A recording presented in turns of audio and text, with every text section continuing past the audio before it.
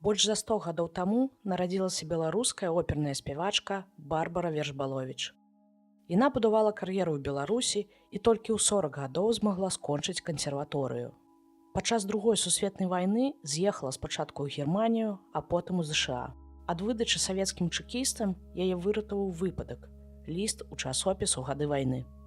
Вершбаловіч не магла застацца на радзіме, але працягвала працаваць для Беларусі да канца жыцця. Кар'ера, выратаванне племянніцы, праца ў акупацыі. Барбара Вершбаловіч, якая таксама была вядомая пад прозвішчам Вербіч, нарадзілася ў 1901 годзе.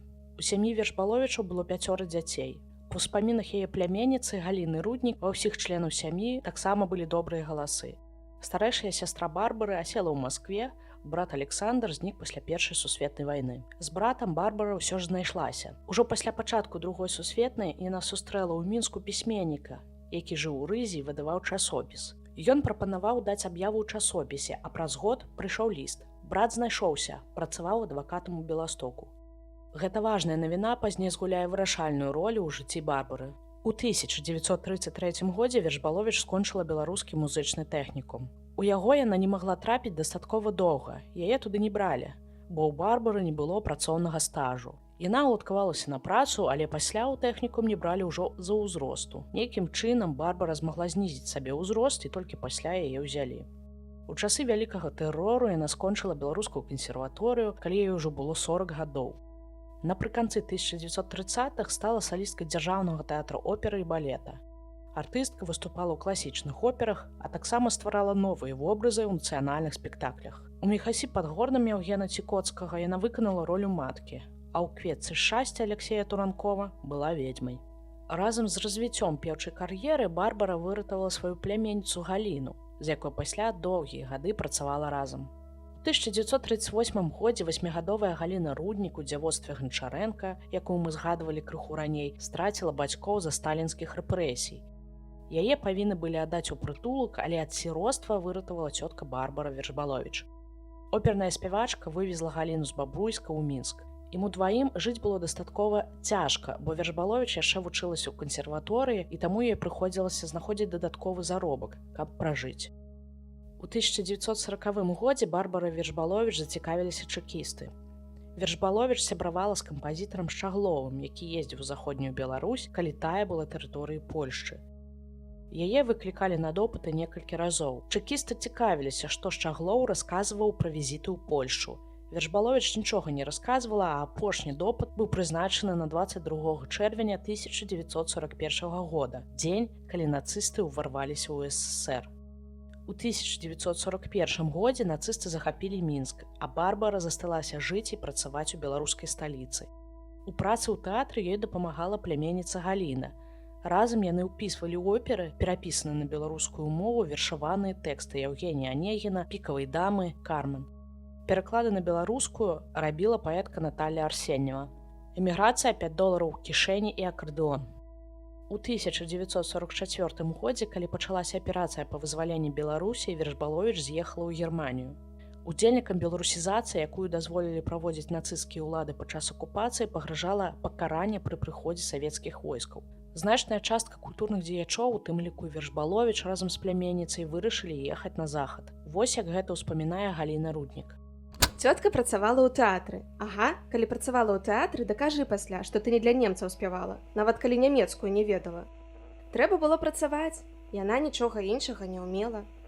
Проста задумаліся, што ж рабіць увогуле. Калі справа ішла да канца, гэта чэрвень 44-го года, дзядуля памёр у 43-м. Мы засталіся з цёткай удваіх. Калі б дзед яшчэ быў, то з намі не паехаў, і мы б, напэўна, не паехалі. Ад'езд усё ж адбыўся. У чэрвені 1944 года Барбара Вершбаловіч прыйшла з рэпетыцыі і сказала пляменніцы, што праз некалькі гадзін з'язджаюць на цягніку. Артыстам далі 2 вагоны, скарыстацца можа той, хто хоча. Каля Ліды цягнік падарваўся на міне, але праз кароткі час людзей пасадзілі на іншы і паехалі далей. У Беластоку Барбара і пляменніца Галіна спыніліся ў яе брата Александра на некалькі тыдняў на вуліцы Паркавай, 6. Пасля Беластоку яны паехалі ў Кёнігсберг, адтуль у Берлін. У Берліне працавала прапагандысцкая арганізацыя «Вінета», якая з бежанцу набірала групы артыстаў, якія пасля раз'язджалі па лагерах астарбайтараў. У той час беларускай групы артыстаў не існавала, таму Вершбаловіч разам з балерынамі з мінскага тэатру такую групу стварылі. У эміграцыі Барбара працавала ў тэатральнай трупе «Жыве Беларусь», якая пазней называлася беларускім тэатрам эстрады. Непрацяглы час Барбара ездзіла з гастролямі, а потым Другая сусветная скончылася, Германія капітулявала. Бежанцы жылі ў лагерах і імкнуліся не трапіцца савецкім чэкістам. Па лагерах бежанцаў хадзілі камісіі, якія шукалі ўцекачоў з Савецкага Саюза. Беларускія бежанцы арганізавалі ў лагеры курсы польскай мовы, каб сысці за палякаў і не быць высланымі ў Савецкі Саюз. Вершбаловіч таксама спрабавала вывучыць польскую мову, але гэта ў яе не атрымалася. Маладзенькі паляк, напэўна, ўсё адразу зразумеў. Ён кажа: «Вы адкуль?» «Белысток». «Белысток? Цікава. А дзе вы там жылі?» Цётка адказвае, што на вуліцы Паркавай 6. Паляк кажа, што там таксама жыў, але нас не бачыў.